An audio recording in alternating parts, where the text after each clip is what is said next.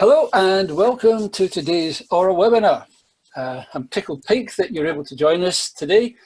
This, the first of the summer series of webinars brought to you by Aura and following on very nicely from the very successful spring program. I'm Tom Kerr, Treasurer of Aura, for those of you who don't know me, and I'm your host for this webinar. The title of today's webinar is The Good, the Bad and the Ugly of Conjoint and Market Simulation. But I guess you know that already, otherwise you wouldn't have tuned in. Today we're going to be hearing from BoxClever. For those of you who are not familiar with BoxClever, it's another of those powerhouse northern agencies based in Leeds, ably demonstrating that there is quality and life outside of London. Who'd have thought?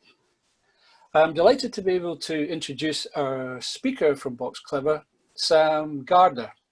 Sam is a partner and the Director of Analytics at BoxClever. Suzanne has described him as Yorkshire's own Clint Eastwood of analytics. Other phrases that have been used to describe Sam include turbo nerd, stats geek, and analytics wizard. Sam has seen it all, from complicated research design through to undesirable analytics. Conjoint analysis and market simulation garners a lot of undue bad press, somewhat unfairly I feel. Sam's here to help us understand what great can look like. So just to reiterate, our aim at Aura is to bring you ideas and approaches that add to your canon and inform your thinking. And through this webinar, you will learn what conjoint analysis and market simulation is, the types of business challenges it can be used to solve, the pitfalls and how to avoid them, and how to use the technique effectively to inform critical business decisions. Now, Sam is one of those rare beasts. He's an expert who knows what he's talking about. He's also a reassuring presence with stakeholders, but perhaps the most important thing to say about Sam is that he is a brilliant communicator of complex concepts and analytics, which is why we have invited him along to speak to us today. Can I ask you to put questions into the box at the bottom of the screen, and we'll field them at the end of the presentation. So the presentation will last for about 30 minutes, and then we'll have 10 minutes of questions at the end. I think that's enough for me. I'll now hand you over to Sam. Sam, the stage is yours. Thank you, Tom. Hello, everyone, and welcome to today's Aura webinar in association with BoxClever. I hope you're all excited to hear about a subject that's very close to my heart, conjoint analysis. When I say those words, what emotions do they inspire within you? Does your heart go all aflutter with excitement at the possibilities? Do you get a feeling of dread in the pit of your stomach? Or are you just overwhelmed with skepticism? Or do you just simply wonder what those words actually mean? Today, I'd like to set the record straight about a technique that I know receives a lot of bad press. My aim is to get you all into the heart fluttering camp, or at least calm that feeling of dread in your stomach.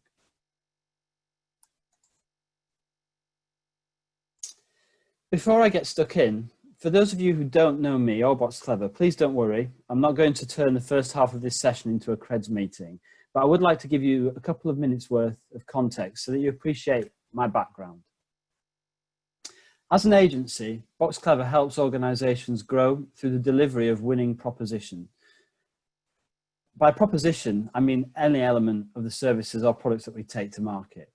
There's a lot that goes into this, from customer targeting, market sizing, segmentation, understanding the drivers of choice, right through to ensuring we have the right brand architecture and supporting comms strategy.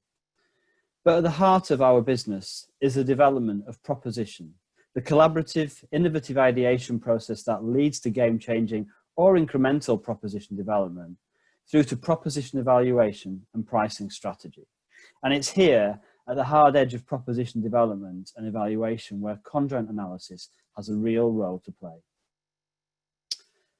Tom's already given you an introduction to myself, but just to build on that, I think I've been called the good, the bad and the ugly at various points throughout my life. And as Tom said, I have been referred to as stats geek, wizard, turbo nerd was one of my personal favorites, and much worse. I've got just over 20 years experience in the world of analytics and a strong background in statistics, economics and econometrics. I'd like to think that my main area of expertise, however, is in the application of these techniques to real world problems and translating results into action in an easy to understand, down to earth manner. So hopefully today, I won't bamboozle any of you as we go. I want to start by sharing an experience with you that has happened to me on more than one occasion. I was recently discussing a business problem with a very well-known financial services provider, and the challenge clearly lent itself to a conjoint and market simulation approach. When I suggested this was met with a sharp intake of breath, and the marketing director's face looked a little bit like this. I just want to stop you there because we don't do conjoint, were the words that accompanied her reaction. When I asked why, it became clear she had some unresolved challenges to get off her chest. It's too complicated for respondents. The results are quite abstract and difficult to interpret. The market simulations are just unrealistic and not at all helpful when it comes to the decisions that we really need to make. It all just feels a bit black boxy, an inflexible approach, and our business challenges are being shoehorned in with underwhelming results.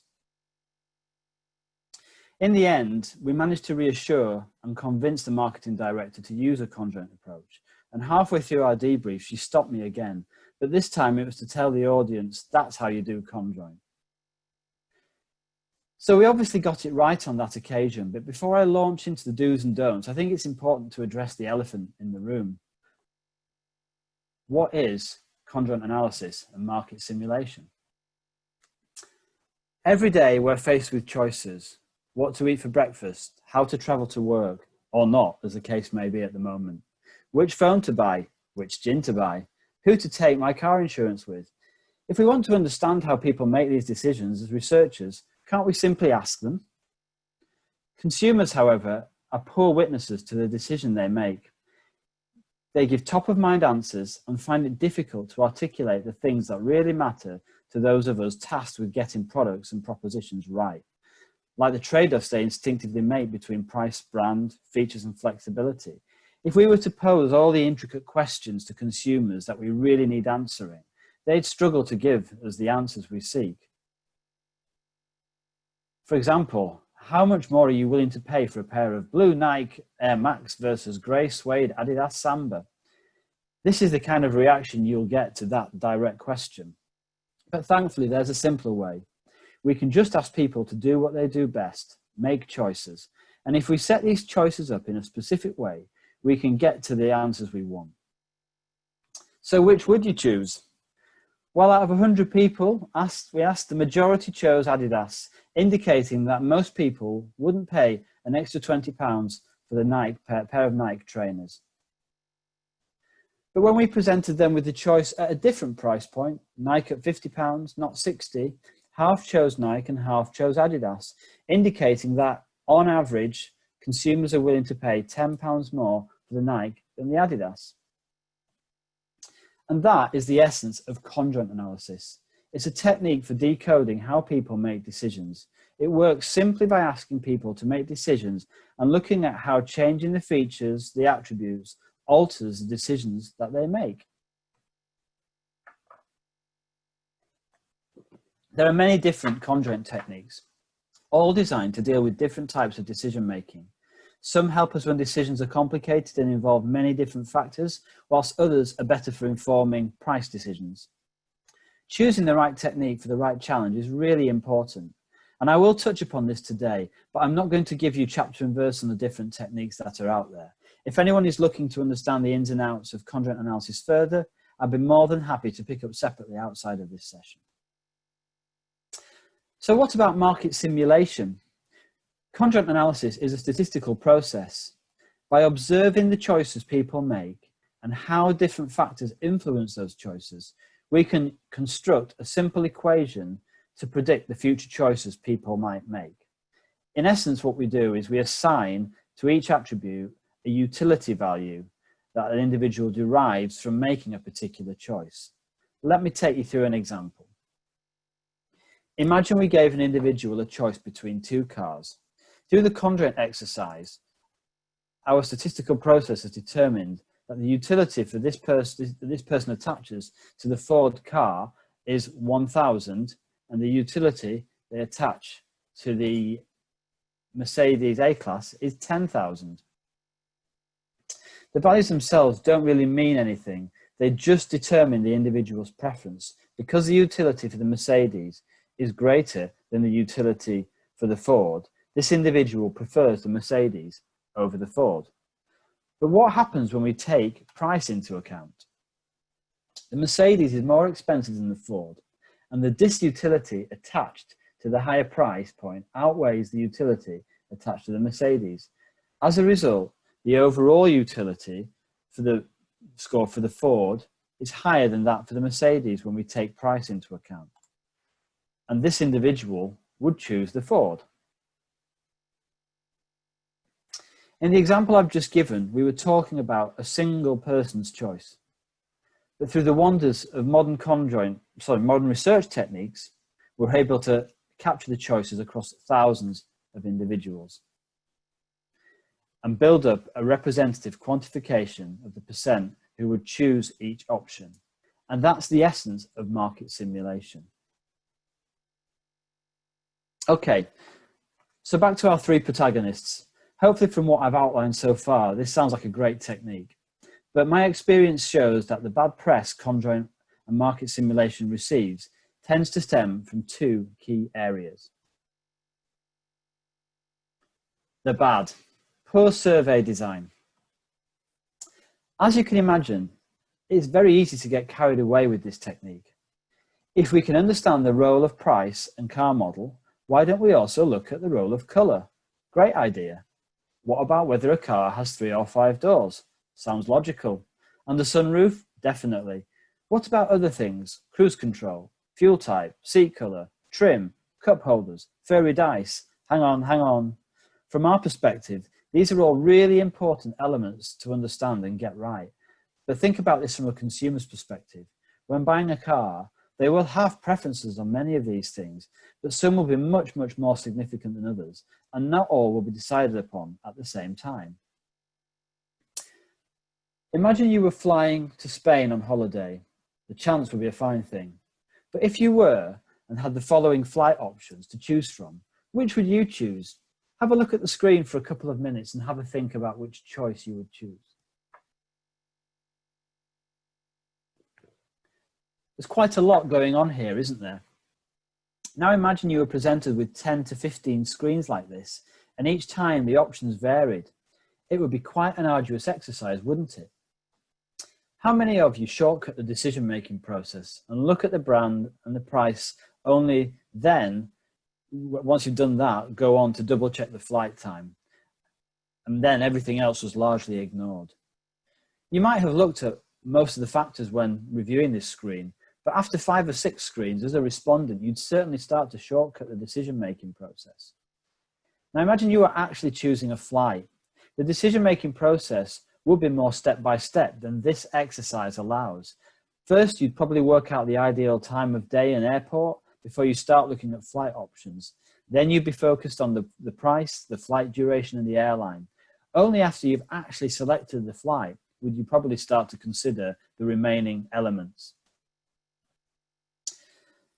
So when it comes to poor survey design, there are a number of things to consider. Fundamentally, don't overload the exercise. If you show too much, respondents will become overwhelmed and start to shortcut the exercise. This will lead to poor data quality, especially where price is concerned, because respondents tend to forget that they're trading off all the good stuff against the price point. There are several ways to deal with this. Number 1, be ruthless. Make sure you focus on what really matters to consumers. The fluffy dice doesn't need an attribute of its own. Ask about this outside of the conjoint exercise. Tailor the type of conjoint exercise you're using. If there genuinely are lots of things to cover, several conjoint approaches have been created to deal with many. Adaptive choice-based conjoint, or ACBC as it's known to as stat slayers, asks respondents to narrow down the list of things that matter to them before they get into the choice tasks. Partial profile conjoint methods enable us to rotate attributes so we don't cover everything in one screen. Menu-based conjoint is a fantastic method when we're dealing with a la carte type decisions, such as configuring a car or a computer. The point is that the industry has developed many different techniques to cope with lots of different choice scenarios. So don't just shoehorn complex decisions into overly simplistic frameworks. Number 3, think about the focus and framing of the choice task. We recently undertook a project for an airline to help them optimize their ancillary add-ons, very similar to the task that I presented just earlier. Things like premium seats, prepaid food, cabin baggage, express boarding. When we started to think about context for the choice task and the attributes to be included, stakeholders were naturally keen to include airline brand, ticket price, and even flight times, because these were fundamental to any flight decision-making process. In this context, the choice task would have been very expansive, and respondents would have inevitably focused more on the macro decision-making factors and the elements we're really interested in, which would have been overshadowed.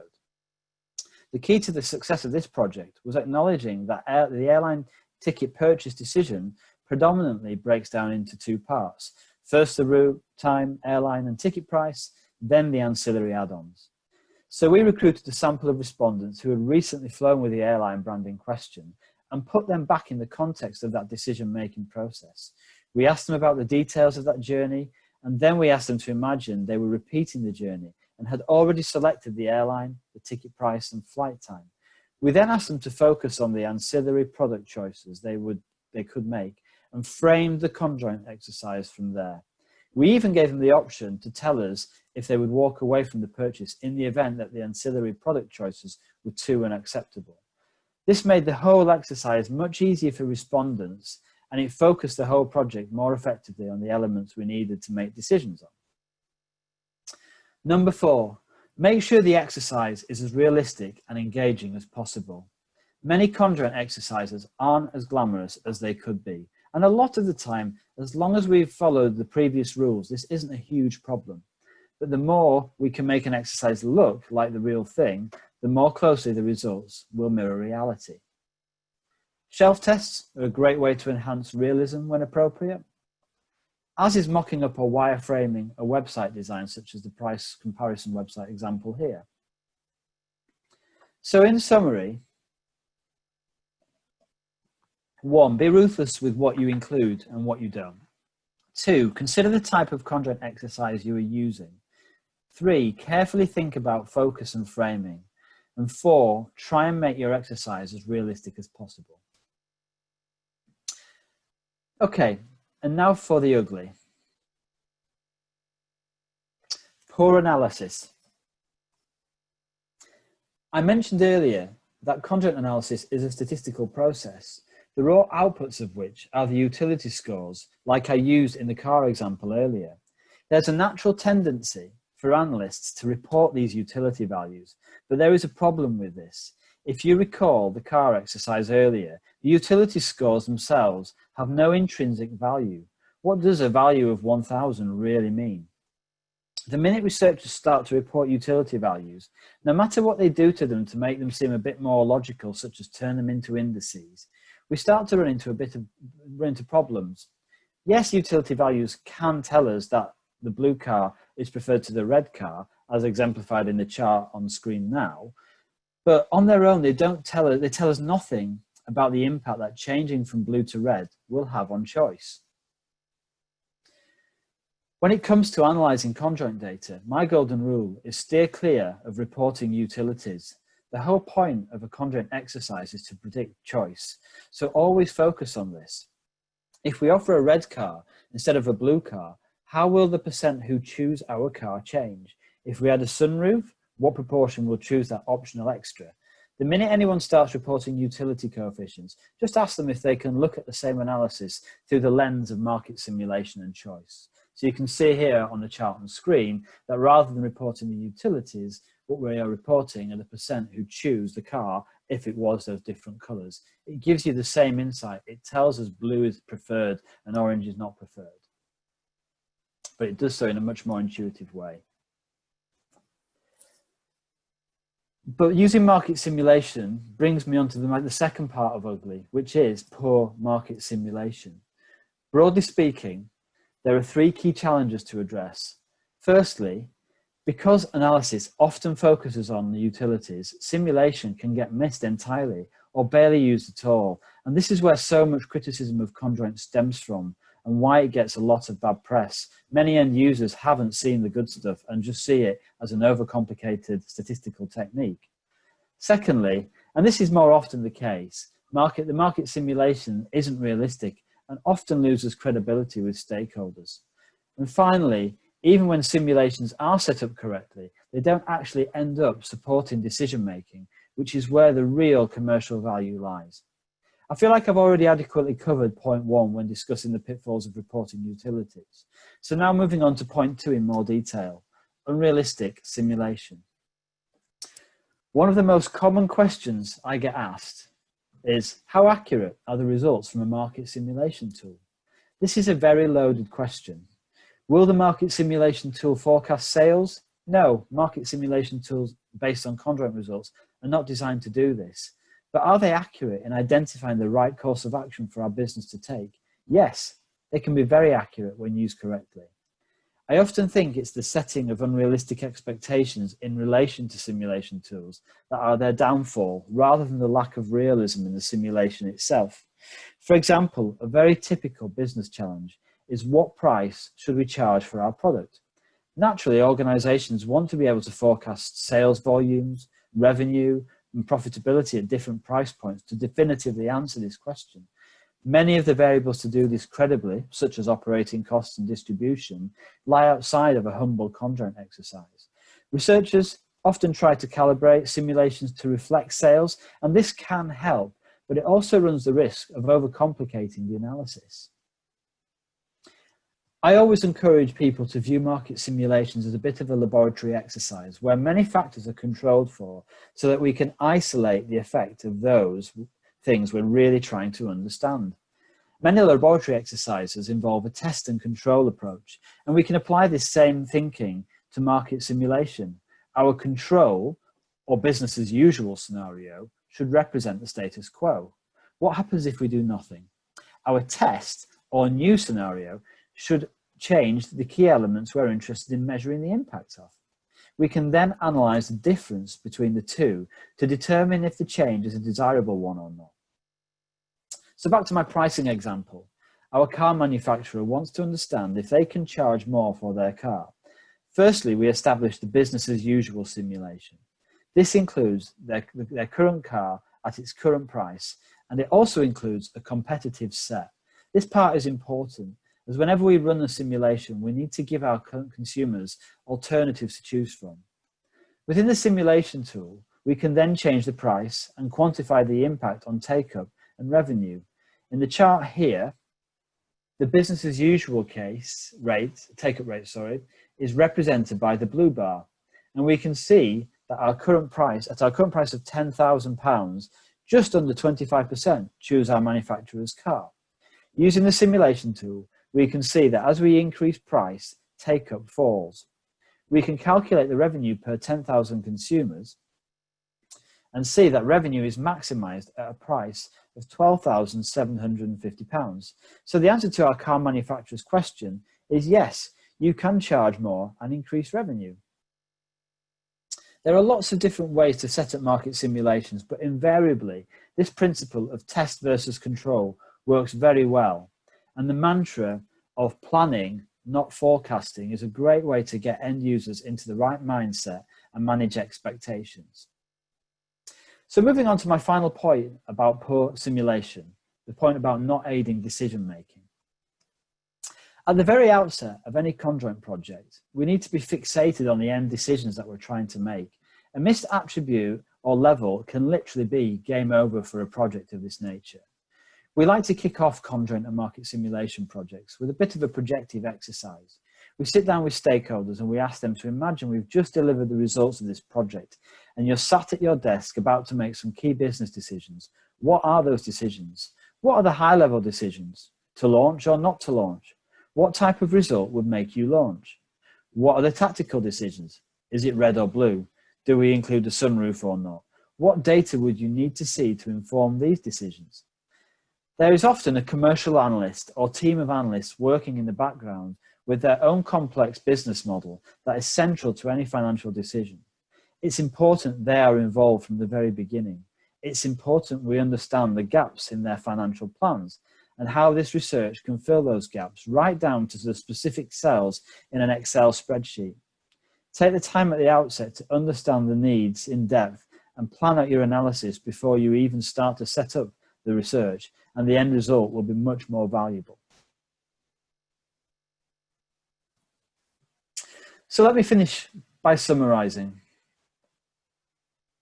The good.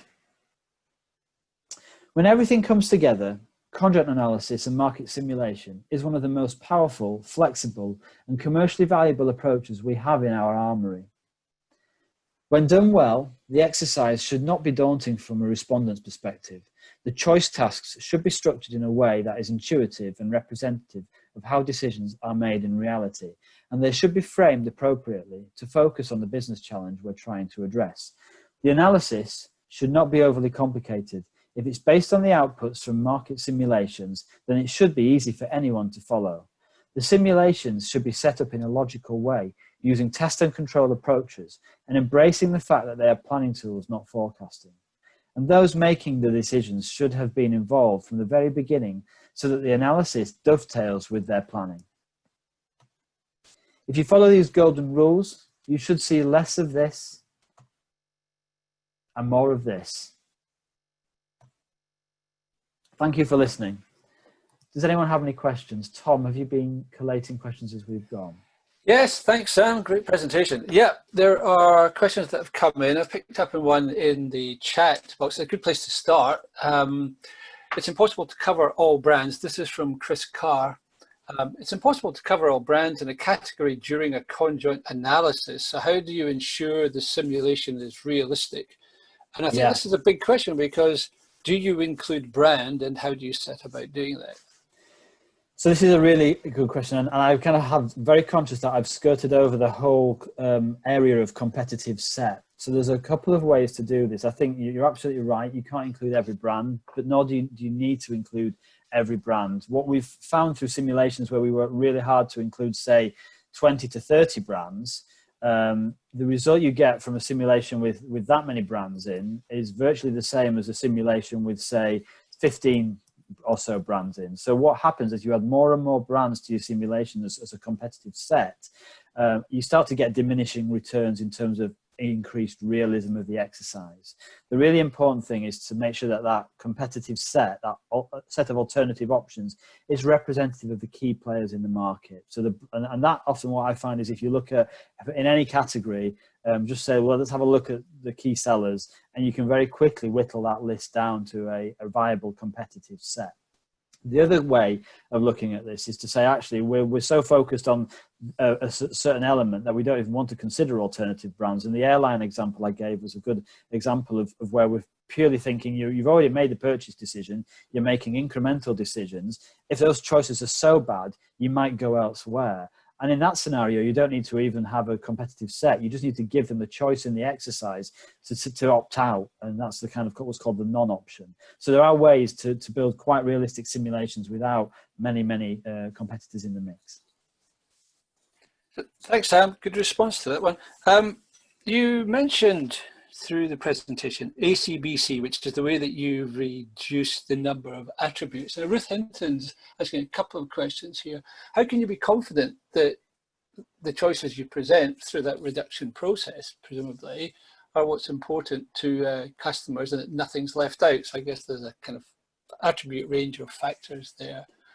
Yeah, it's a very good question. And I think a lot of our best projects have a good qualitative element to them, so that we really understand the drivers of choice before we get into the actual design, because that in itself can help make sure that we're covering the universe of things that could potentially go into that decision-making process and making sensible decisions about what's very peripheral. But when you get into the ACBC exercise, so the adaptive choice-based conjoint exercise, there's essentially 3 or 4 steps to that exercise, and at each step step, there's algorithms within the software working to reduce the list of attributes for that respondent. So it very quickly starts to understand what things is this person just not paying attention to. Let's take that out of the mix and whittle it down so that we get to what really matters to that person. So it's quite a clever technique, the way it goes about doing that. And it does it on an individual respondent basis. So something might be really irrelevant to me, but very important to you. And therefore it will quickly fall out of my exercise, but stay in for yours. Interesting. Keith Bailey's popped a question in that kind of builds on this. How do you ensure that you get the relative balance right with intangibles, things that aren't easily defined? So Keith's in the rail sector. So reliability, value for money, getting a seat tend to come up top. So yeah, I think this is a very challenging one, because I think often you end up comparing apples with oranges when you start to maybe compare more intangible brand related factors with functional elements. And I think it's often this is something that's to be dealt with almost at the very start of the project. Why are we including those elements, and what are we looking to get out from a decision-making process? Because when you go through that process of understanding what decisions are going to be made, often it's about, well, we want to understand what the right kind of supporting brand messaging is to support this functional proposition. And actually you can then say, well, let's separate out the two. Let's have a functional conjoint exercise and potentially follow that up with a max diff and turf analysis or whatever to evaluate the more intangible elements. I think it's just being sensible. It comes right back to the first point. The decision making should be logical. If a consumer isn't trading off in the way that's displayed on screen, we need to be honest with ourselves about how we're setting that design up. So you're really saying it's kind of like a multi-stage approach, potentially. Yeah. Are there any situations where you would do the pre-work, and do all routes point to conjoint, or are there times when it doesn't? Absolutely, yeah. I think conjoint, sometimes it just isn't necessary. Sometimes the decision that a client wants to make is a very basic one. It could be, well, look, we're making, like the example I gave throughout was choice of color. It could just simply be that we're looking at a pack change here. And in that situation, you do just need a simple test and control, split cell approach potentially. You don't need something as involved as conjoint. So I think there's all, and the other scenario we often get is when you're not actually testing attributes with levels within. So for example, an attribute could be, let's say, whether it's level of insurance cover, third party or comprehensive. Often you're just testing the actual things without levels within, so it's much more applicable to say a max diff exercise. Okay. There's a question from Addy here, which is, you mentioned you avoid showing results as utility score. I was interested in the way you expressed that as well. Were the charts you showed earlier share of preference values? So there was one chart. So share of preference, I'd say is an outcome rather than a utility. So there were two charts on one screen. There was one which was just the mean score utilities, which are the underlying preferences, and the next chart was share of preference, and that's different. That's an outcome. That is telling us the individual choice that someone would make. And for a stakeholder looking at that chart and interpreting it, it's quite evident what they're interpreting, which says 20% would choose the blue car and 30% would choose the red car. But when it's utilities, you're saying a utility value of 3.4 or 50 versus a utility value of 60. Yes, the fact that one is higher than the other is insightful, but the values themselves don't mean anything, and you get into trouble when communicating that data. Inevitably, a stakeholder wants to know, what do the values themselves really mean? And that's why I always say use the actual share of preference data or choice data instead. Cool. Yeah, get that. So the utility, as you say, really has no definable value in itself. Exactly, yeah. Cool. Okay. Another question from Ruth Hinton. Can conjoint analysis tell us much about the reasons behind the decisions, so there's some lasting insight beyond the market simulation?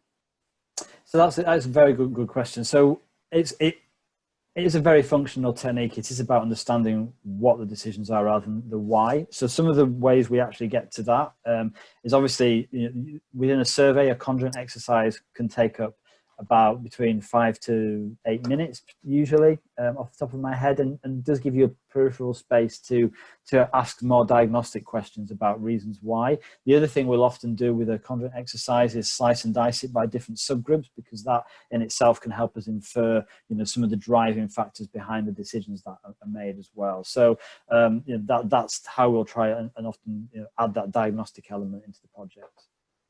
That's interesting. So again, you're saying that in an ideal world, there'd be a kind of layering of conjoints, or maybe different stages. But yeah, there's a few things we've done which have been quite interesting. So we'll actually give people an open-ended kind of option at the end of the conjoint exercise, just to tell us about what they were fixating on, and give them their own interpretation. And we often run qualitative exercises that we call cognitive pilots, where we'll sit down with respondents, get them to go through the conjoint exercise, and then just observe how they're navigating it, what they find interesting, what the trade-offs are that they're making as they're doing it, and get that qualitative richness out of the exercise. That can be quite insightful as well. Sorry, Sam, that was a cognitive, how did you describe that? We call it a cognitive pilot. A cognitive pilot, okay. Yeah, or a cognitive assessment, yeah. Okay. How many attributes do you think you can realistically cover in a conjoint? I always try and push, it's a challenging one. I think I always say a maximum of 10 attributes, and even that can be quite a lot of attributes. And it has to be, we try and keep it true to the decision-making process as well. So sometimes we will have what we call a macro conjoint exercise, which is where we just look purely at the key decision-making factors. So that we try and limit that to price plus 3 or 4 other things. And then we might have a bit more detailed, more of a micro exercise, which looks at the peripheral factors beyond those main ones. And even then, I'd probably limit it to about 10 factors. Some of the other techniques I have described, the adaptive choice-based and the menu-based conjoint, can deal with more attributes if needed. Okay, cool. Couple more questions here for you, Sam. You're going strong here. This is from Alison Chan. Does the approach need to be adapted for B2B studies, or is it pretty much the same as for consumers? I think the same rules apply. It's about looking at the exercise you're asking that B2B audience to undertake and saying, does this reflect the decision-making process that B2B individual or organization goes through? I think with B2B, the bigger challenge is around the dynamic within organizations, that you have multiple decision makers potentially collaboratively making decisions. And I think that's a challenge to any research methodology, how you join the dots together within an organization to build up the bigger picture of how that decision is made. Cool, thank you, good answer. The final question here is from Viv Harrison. Have you developed creative ways of displaying choices to participants to make things less daunting, more enjoyable, not so overwhelming? Yes. So I think when time allows on projects, the example I said about making things realistic, we've done some really good projects. Let's say wireframing up websites to make things as realistic as possible, and actually splitting the conjoint choice task itself over 2 or 3 screens to reflect the exercises. So we did a great one with a breakdown company, looking at how consumers go through the journey, and as they go through that journey, changing elements, changing what's offered in that breakdown package, changing the price of different features. So when they get to the end of that, we can understand how making those changes has driven their choice. And it was a fully wireframed setup, so that the respondent really felt like they were actually buying the breakdown insurance again. So I think that's one example of some of the ways we've tried to get creative with it. Excellent, that's really good. Sam, throughout the presentation, you talked a lot about market simulation. How do you generate the market simulation results? What does the tool look like? So the way we so the results themselves come out of a piece of software which uses modeling to get to these utility values, and every single person has their own equation which tells you, if you put feature A with feature B with feature C, this is the utility associated with that proposition. And if we put that into if we know what the utility is for all of the propositions that are on offer, we can then say, for this person, they will choose A or they will choose B, just as I described in the presentation. And we build that into an Excel model. We keep these tools in Excel because we find that every client has different ways of they want to feed this data into their business planning process. But the Excel tools allow you to save and load simulations and do price sensitivity analysis, look at different subgroups, and I'll be happy to, again, follow up with a demo for that for anyone as well outside of this. Super. Okay. Well, thank you very much. Again, time is fleeting and it has scooted past. It's a good Scottish word.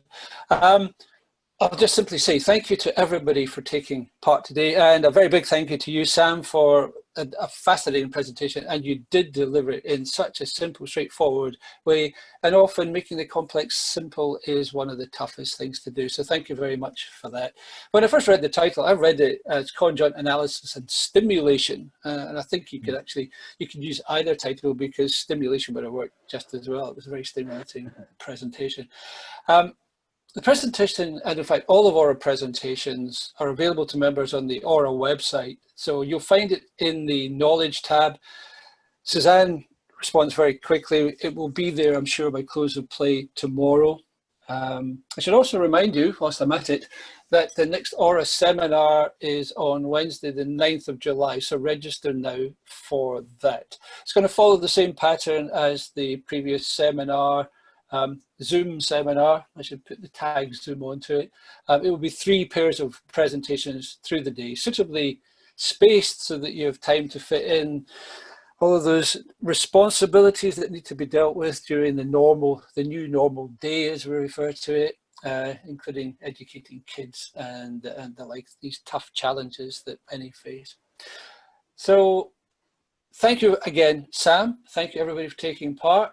And I will close by saying, stay safe and stay well. It's goodbye from Suzanne and from me. And I have been Btob. Bye now.